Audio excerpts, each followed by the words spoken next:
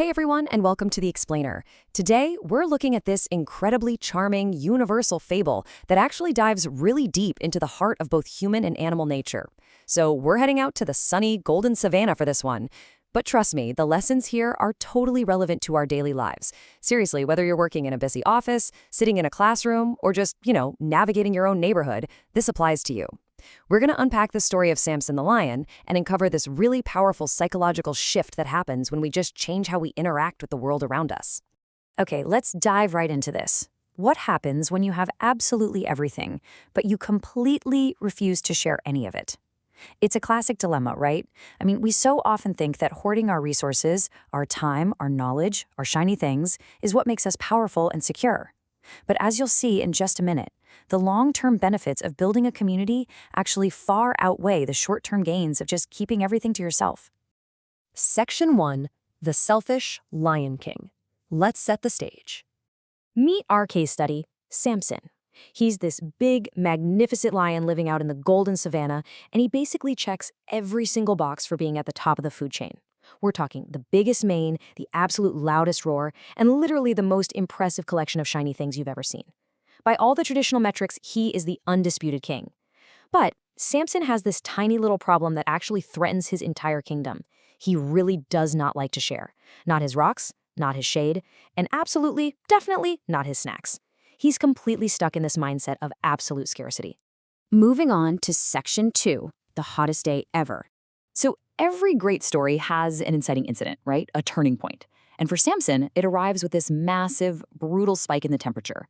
The sun was shining brighter than a giant glowing disco ball. It was making the rocks feel like literal baked potatoes, just overwhelmingly hot. Now, while the entire rest of the savannah is baking like an oven, Samson, he's perfectly fine. He's just lounging under his absolute favorite giant acacia tree. He's got the coolest shade, a gentle breeze whispering through the leaves. It's the whole shebang. The contrast here is just wild. Samson is experiencing peak comfort while the world around him is in an absolute fiery crisis. And then enter Pip. Pip is this tiny, dusty little mouse with these big ears, and he's in dire straits.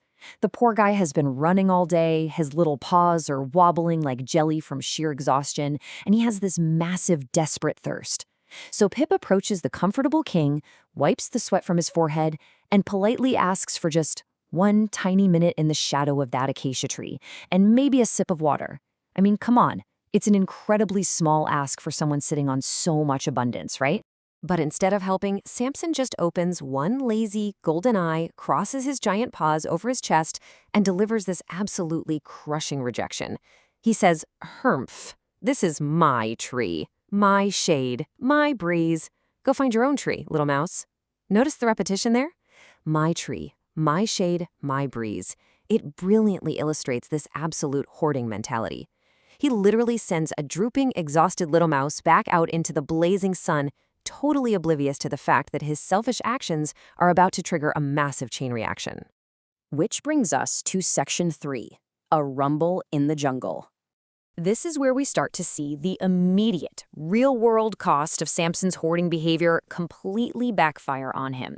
So after denying Pip the shade, a few hours pass, and suddenly Samson's tummy starts going rumble, grumble, roar. He's absolutely starving. And right on cue, his friend Zazu the monkey swings by carrying this giant, perfectly ripe bunch of golden bananas. Samson, who is totally used to just getting his way, demands the bananas. But guess what? Samson starves while Zazu eats. Why? Well, because the rules of the jungle are suddenly changing on him. The crucial point here lies entirely in Zazu's philosophy.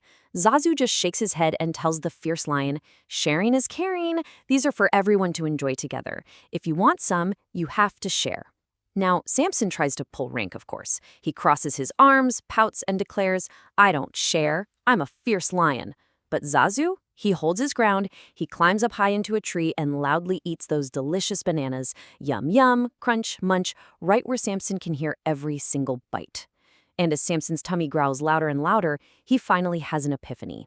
He realizes that being selfish isn't a power move at all. Actually, scratch that, it's worse. It's super boring, incredibly lonely, and very, very hungry work.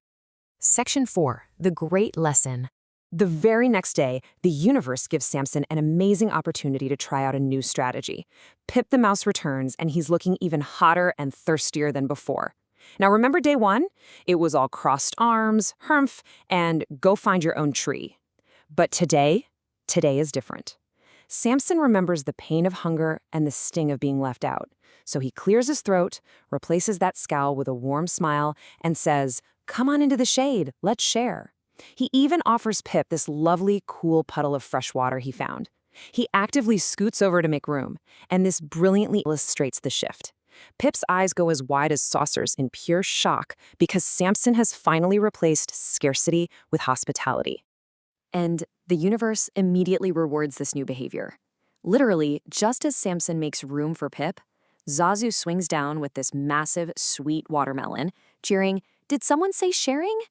Zazu slices it up perfectly fairly into 3 equal pieces. We're talking an exact 33.3% split for everyone. A third for Samson going crunch, a third for Pip going sip, and a third for Zazu going munch.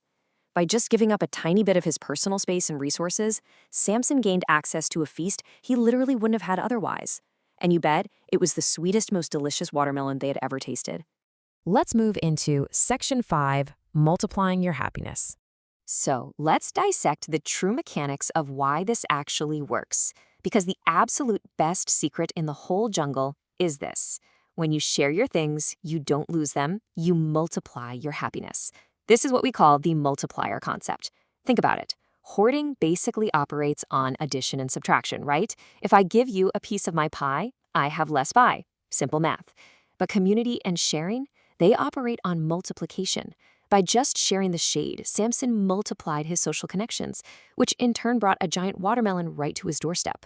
The joy of that shared experience completely blew the value of sitting alone in the shade out of the water.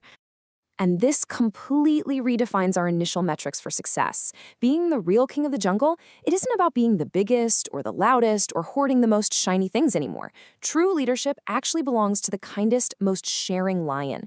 Samson ended up becoming the favorite king in the land because every single afternoon under that big acacia tree, he fostered a community. One filled with laughing, playing games, and sharing snacks together. He traded isolation for connection, and honestly, it made his kingdom infinitely richer. So as we wrap up, I want to leave you with this final thought. Ask yourself, when was the last time you multiplied your happiness by giving something away? Seriously, think about your own life for a second. What is your acacia tree? What are your shiny things? Are you maybe hoarding your knowledge at work or your time at home, thinking it's what makes you secure? I challenge you to try Samson's Day 2 approach this week. Uncross those giant paws, scoot over a bit, and invite someone into the shade. You might just be surprised by the watermelon that shows up. Thank you so much for joining me for this explainer, and I'll see you all next time.